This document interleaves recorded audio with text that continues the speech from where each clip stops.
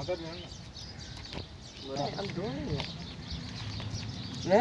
कह रही वाह दोई या दिसी को तो डंडो लगे पे मुके अल्लाह यार ते खैरात रे बाबा अल्लाह ए नाले ते खैरात दे तू डरे ही त अंधो पो दिसे किए तो मुके यार माण्हू जी धप थी अचे न मांखे धप किए इंदी असा के तो मानू जी कोन इंदी आ धप बा लाज़मी आ इंसान बीठो आहे इंसान जी धप ईंदी न को गदा जी धप थोड़ी ईंदी मांखे यार गालाई की तो एक त अंधो ही वरी गालियों बुझूं तो करी हाणे गदा आया मां तुंजे करे मना गदा ही धप इंदी सर नाराज न थियो मथा ई त लगी पई आ खैरात ॾियो बाबा ॿियो मिड़े 1000 रुपयो खंदा असां पंहिंजी महबूबनि खे बाबा तोहफ़ा ॾियूं ई दया लड़े अंधोती असां वटि 10 रुपया ज़हर करण लाइ न आहिनि तूं महबूबनि खे तोहफ़ा थो ॾीं वाह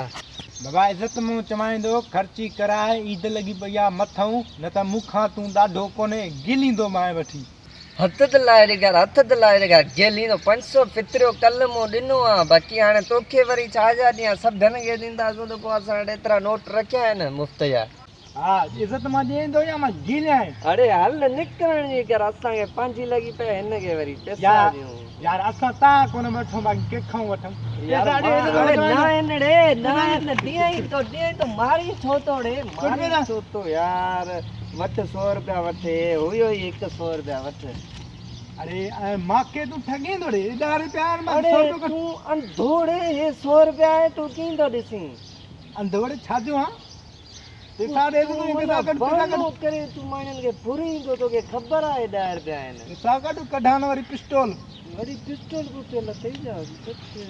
पिस्टल पे नोट आहे वठ यार जान छॾा भली पाण तोबा गई तो मां यार अॼुकल्ह जा फ़क़ीर साईं अजीब आहिनि पैसा जे न ॾींदव न पादर मोंगर खाईंदव